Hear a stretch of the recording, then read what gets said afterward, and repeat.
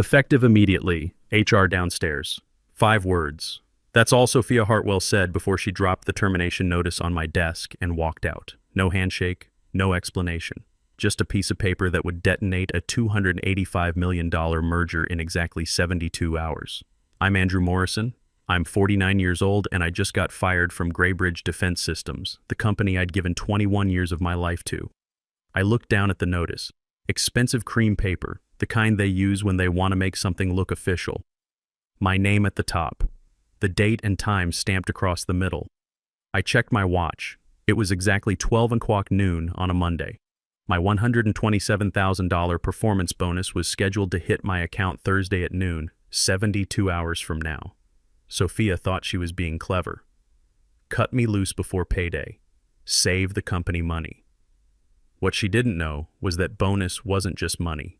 It was a tripwire connected to the one thing holding her merger together. Here's what you need to understand. That $127,000 was tied to a clause written 12 years ago by the company founder, Colonel Henry Walsh. Henry was a retired Marine, the kind of man who believed your word meant something and loyalty went both ways. When he wrote that clause into my contract, he made sure nobody could ever strip away what we'd built together. The clause was simple. Once that bonus paid, full ownership of our core defense protocol, the ironclad system, would automatically transfer to me. Not symbolically, legally. And without that system, Graybridge had nothing to offer Sentinel Defense Group. Sophia had just armed a bomb she didn't know existed. I signed the termination notice without a word. My hand didn't shake. I stood up, grabbed my coat, and headed for the elevator. HR was waiting in the lobby like they were escorting a criminal. I nodded and kept walking. On my desk, I'd left a small black USB drive. I saw Sophia glance at it as I passed her office. She probably thought it was my backup, proof she'd secured everything she needed. That drive was empty. Had been for years. Every real backup, every line of code for the ironclad system was locked behind biometric encryption only I could access. I got in my truck and drove home. The city looked normal. People going about their Monday. Nobody knew that in 72 hours, the biggest defense merger of the year would collapse. And it would all trace back to 5 words in an office. When I walked through the front door, Diana was in the kitchen. She took one look at my face and set down her coffee. "Andy, I got fired. What happened?" Sophia walked into my office at noon and handed me a termination notice, effective immediately. Diana's been my wife for 24 years. She's seen me through 8 years in the Navy, through all-nighters when systems crashed, through crises that would have broken other marriages. But this was different. Nicole's a senior in college. Daniel's a junior. We've got tuition payments coming due in 3 weeks. $47,000 for Nicole's final semester at Georgetown. $52,000 for Daniel at Virginia Tech. Plus our mortgage. Why would she do that? Because she thinks she's saving the company money. Cut me out 72 hours before my bonus hits. And the clause Henry put in your contract? Diana knew about it. I'd told her years ago, back when Henry first explained it to me. She'd thought it was unnecessary then. Paranoid. Now she understood. She just triggered it. In 72 hours, I'll own the ironclad system. Not Graybridge. Me. Diana pulled out the chair across from me. Her nursing scrubs were still on. She'd been working double shifts at the hospital for 6 months, helping us save for the kids' education. The irony wasn't lost on me. What about the merger? Dead without the ironclad system. She was quiet for a moment. Then she said something I wasn't ready for. Andy, you've given them 21 years. What about us? What about Nicole and Daniel? What about your health? That hit harder than the termination. 3 months ago, my doctor told me my blood pressure was sitting at 160/95. Hypertension.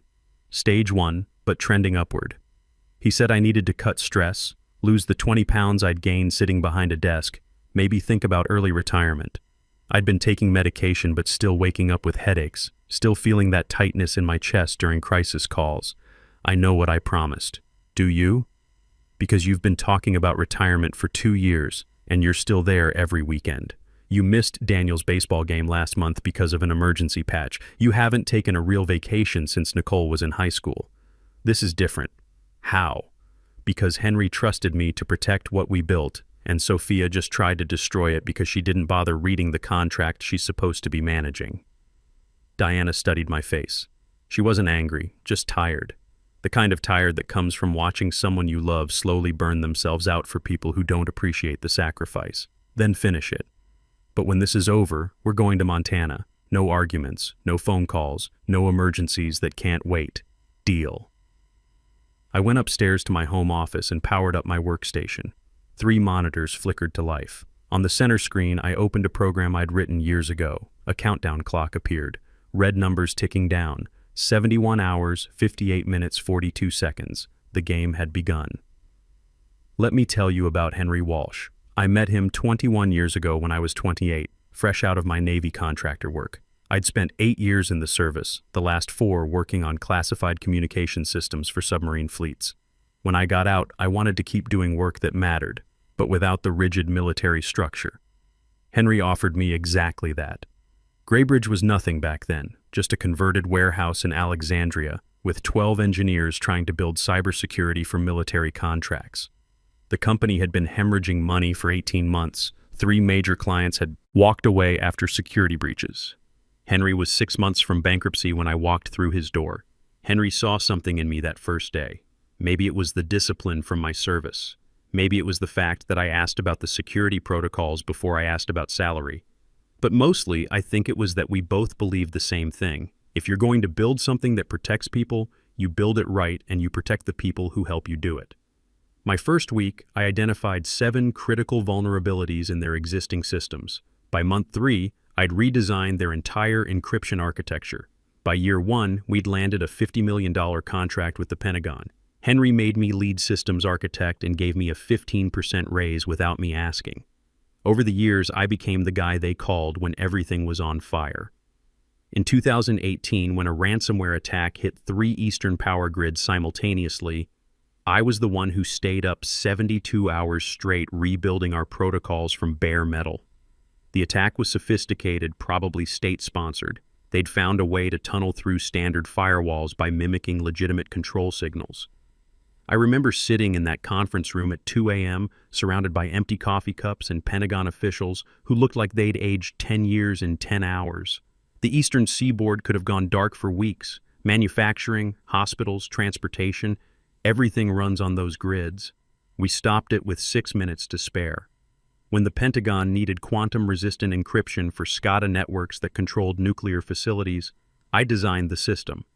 When our biggest client demanded 0-day patches delivered in 48 hours, I delivered them in 36. I didn't do it for awards or recognition. I did it because that's what you do when you're part of something that matters. 12 years ago, Henry asked me to meet him at a steakhouse in Arlington, Morton's. It was a Thursday night, both of us exhausted from a week of crisis management. Someone had tried to hack the Federal Reserve's transaction processing system, and we'd spent 4 days building new security layers while the FBI breathed down our necks. Over bourbon, Henry always ordered Blanton's. He told me he'd written something into my contract that nobody else knew about. Not the board, not the legal team, nobody. Andy, he said, I've been in this business long enough to see what happens when the wrong people take control. They gut everything that made a place worth a damn. They sell to the highest bidder without caring if that bidder knows what they're buying. I won't let that happen to what we built. He explained the clause. My annual bonus wasn't just compensation, it was a legal trigger. Once paid, the intellectual property rights for the ironclad system would transfer to me automatically. The transfer agreement was already executed, held in escrow by a law firm in D.C., waiting for that payment confirmation from Graybridge's payroll system. You'll own it, Henry said. Lock, stock, and barrel. Nobody can steal it, sell it to the wrong buyer, or run it into the ground. I remember setting down my glass. Henry, that's your life's work. No, it's our life's work. And I trust you to protect it more than I trust any board of directors or CEO's kids who think they know better. At the time, I thought he was being paranoid.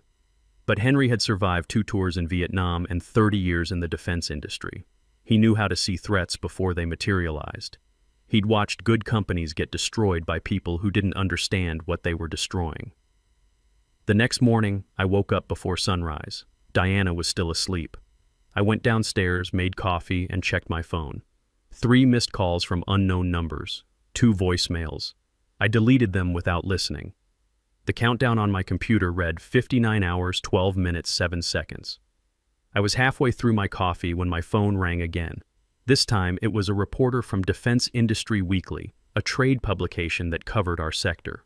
The email had come through first, polite but pointed. Susan Martinez was her name. She'd heard rumors about personnel changes at Graybridge related to the Sentinel merger. Did I have any comment? I wrote back one line. Ask them about Section 14. That's all it took. Section 14 was buried on page 847 of the merger agreement, the key personnel continuity clause. It listed 3 people as essential to the merger integration. I was first on that list, followed by 2 other senior engineers who'd been with the company for over a decade. If any of us left Graybridge before the integration was complete, Sentinel had the right to delay, renegotiate, or walk away entirely. Sophia had signed that agreement 6 months ago without reading the fine print. I knew this because I'd been in the room when George Hartwell, her father, and the CEO had asked her to review the technical clauses. She'd waved him off. Legal already vetted it, she'd said. Let's just get this done. Now, a reporter was about to start asking questions that would make Sentinel's lawyers very uncomfortable. Questions about whether Graybridge could actually deliver what they'd promised without the people who'd built it. I went for a walk around the neighborhood. The morning air was cold, the streets mostly empty. I needed to clear my head, but also to get my blood pressure down. The tightness in my chest was back, that familiar pressure I'd been ignoring for months. The doctor's voice echoed in my head. Your blood pressure's too high, Andy. You need to reduce stress. I laughed out loud. Reduce stress. Sure, Doc. Right after I watched 21 years of my work get properly valued. By the time I got home from my walk, my inbox had exploded. Patricia Reed, lead counsel for Sentinel Defense Group, had sent an urgent message marked confidential, immediate response required. She wanted to schedule a call within the hour. I called her back. Mr. Morrison, thank you for taking my call. We've had some questions raised about the merger agreement, specifically Section 14. We were hoping you could provide clarity. I kept my voice level. Section 14 is your key personnel continuity clause. You should have the original agreement on file. Yes, we do. But there's some ambiguity about the licensing rights if certain personnel are no longer with Graybridge during integration. No ambiguity, I said. The language is explicit. Without my active role at Graybridge, the licensing rights for the ironclad system don't automatically remain with the company. Silence on the other end. I could hear papers shuffling, probably her legal team frantically reviewing documents in the background. Would you be able to confirm whether those rights are currently in force? The licensing certificate was last validated while I was employed at Graybridge. My employment status changed yesterday at noon. If you want current certification beyond that, you'll need to ask Graybridge's legal department. She let out a breath that sounded like she'd been holding it for the entire conversation. Understood. Thank you for your time, Mr. Morrison. 10 minutes later, my personal email account lit up like a Christmas tree. Someone at Sentinel had forwarded an internal email chain to the wrong distribution list, and my address had somehow gotten caught in the thread. The entire conversation was there, laid out in corporate legal language that might as well have been a countdown to Sophia's career death. Patricia had sent an urgent request to Graybridge's legal team demanding immediate proof of ownership for the ironclad system. Her email was direct.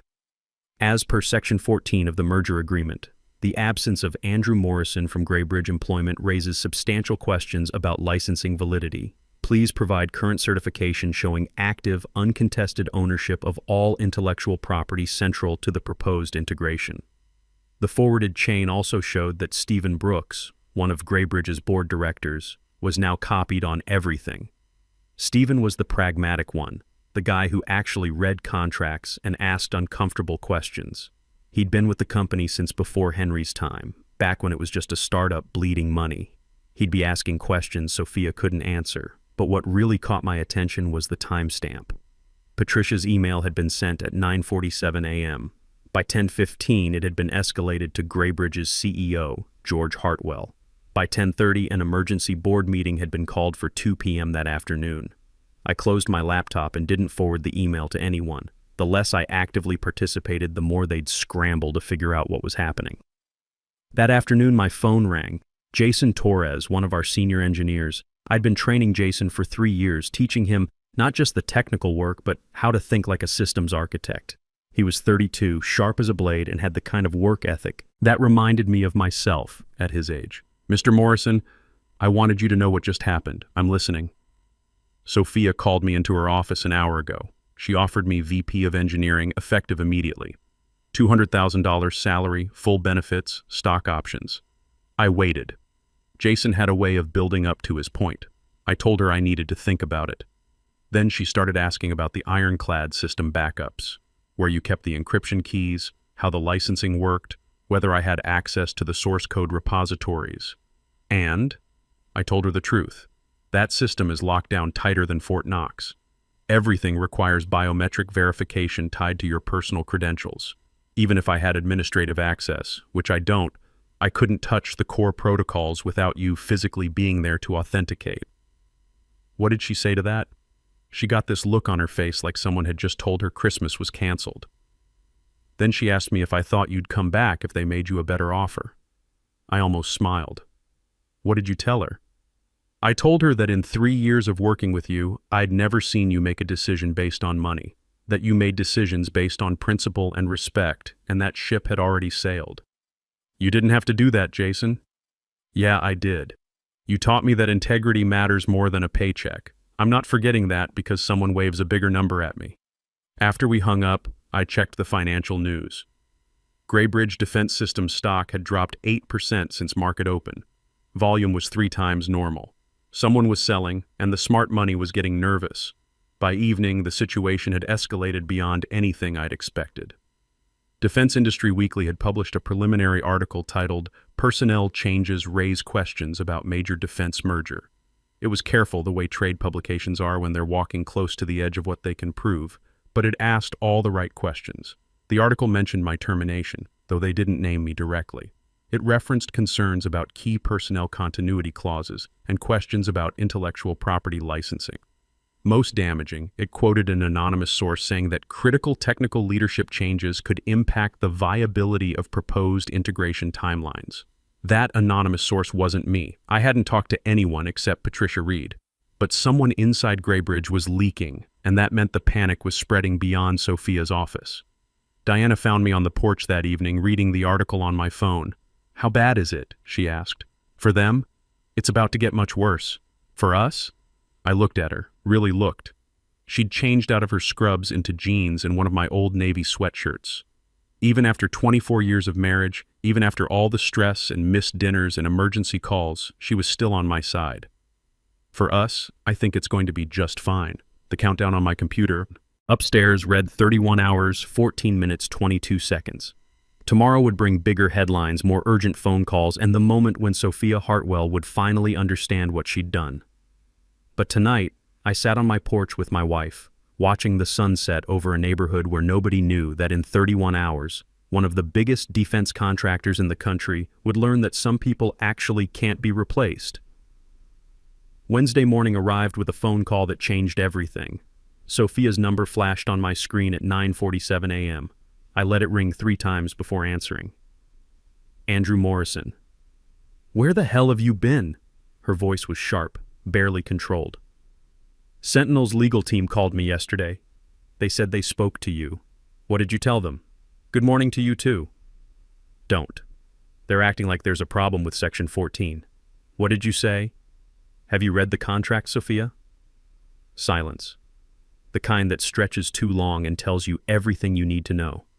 "I've reviewed the key sections," she said finally. "I'd recommend reading all of it, especially the parts your legal team didn't flag. Andy, this isn't a game. They want proof of ownership for the ironclad system. We can't find the certificate. Which vault are you checking?" "The legal vault. The contract archive." I almost smiled. "That's interesting. Last time I checked, the licensing certificate was in a separate system, one with restricted access protocols. The system you controlled?" I glanced at my monitor. The countdown read 26 hours, 13 minutes, 51 seconds. "Andy, just tell me where it is. That would require me to still work for the company." "I don't." I heard her moving, shoes clicking fast against hard floors. She was pacing, probably in her father's office with the entire board watching. "If we can't produce that certificate, the merger—" She stopped herself. "If you can't produce it," I said quietly, Sentinel will invoke the delay clause. 9 months minimum, maybe longer. And during that time, they'll decide whether this deal is worth salvaging. Damn it, Andy! The shout cracked through the phone. This is my reputation on the line. Yes, it is. Neither of us spoke for a moment. Then she tried again, her voice softer, more desperate. Look, if we work something out, if I talk to the board about reinstating you with a promotion, maybe senior VP, I'm not coming back, Sophia, but read your contract. All of it. I ended the call. Thursday morning arrived cold and clear. I made coffee and sat on the porch watching the neighborhood wake up. My phone was off. I didn't need distractions for what came next. At 11:55 a.m., I went upstairs and opened my laptop. The countdown read 4 minutes, 38 seconds. Diana stood in the doorway watching. You sure about this? She asked. Yeah, I'm sure. The numbers ticked down. 3 minutes, 2 minutes, 1 minute. At exactly 12 o'clock noon, the screen flashed.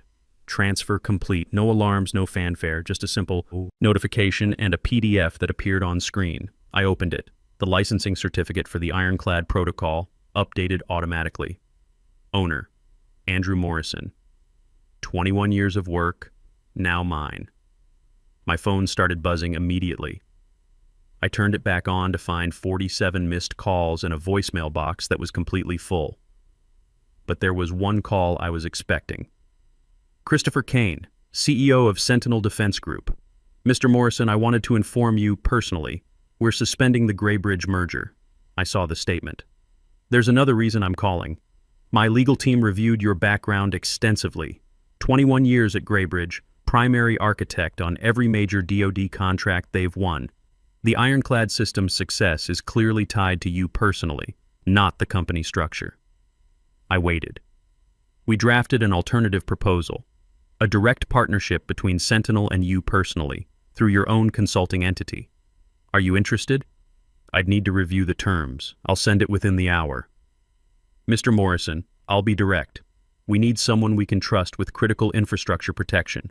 Based on everything we've learned this week, that's you, not Graybridge. The news broke fast. Sentinel Defense Group announces exclusive partnership with Morrison Defense Solutions. The press release was straightforward. Sentinel is pleased to confirm a strategic partnership with Andrew Morrison for the continued development and deployment of advanced cybersecurity protocols. No mention of Graybridge. No mention of Sophia. Just my name and the system I'd built. By market close, Graybridge stock had fallen 31% from Monday's opening. Financial networks were calling it one of the worst merger collapses in defense industry history. One headline read, how a $127K bonus clause destroyed a $285 million deal. Stephen Brooks called that evening. Andy, I won't take much of your time. I just wanted to say I'm sorry. We should have protected you better. Henry would have been ashamed of how this went down. Henry built the protection I needed 12 years ago. He knew what could happen. For what it's worth, Sophia's no longer with the company. The board asked for her resignation this morning. 6 weeks later, Diana and I were standing on a dock in Montana watching the sun set over a lake so still it looked like glass. We'd rented a cabin for a month. No cell service, nothing but water and trees and silence. You did it, she said. We did it. I couldn't have made it through without you. Jason had taken over day-to-day operations of Morrison Defense Solutions. The Sentinel contract was worth $8.5 million over 3 years, and we already had 2 other major clients interested. But that was Jason's problem now. I was fishing. So what's next? Diana asked. Now I remember what it's like to just exist without a crisis hanging over my head. I teach Jason and the team everything I know, and in 3 years I'm done for good. Diana smiled. I'm holding you to that. My granddaughter Emma, Nicole's 8-year-old, came running down the dock. She'd been trying to tie fishing knots all afternoon.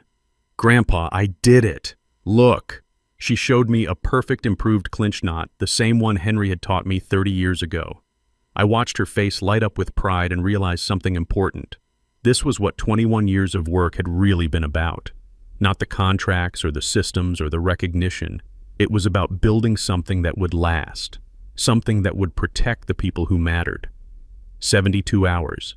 That's all it took to change everything. Sophia thought she was cutting costs. What she did was hand me my future and prove that competence, loyalty, and doing the work right actually matters. I'm 49 years old. I've got 3 years of consulting left, then I'm done. And somewhere in Virginia, there's a boardroom that learned the hard way that some people can't be replaced. Not because they're irreplaceable, but because they earned it.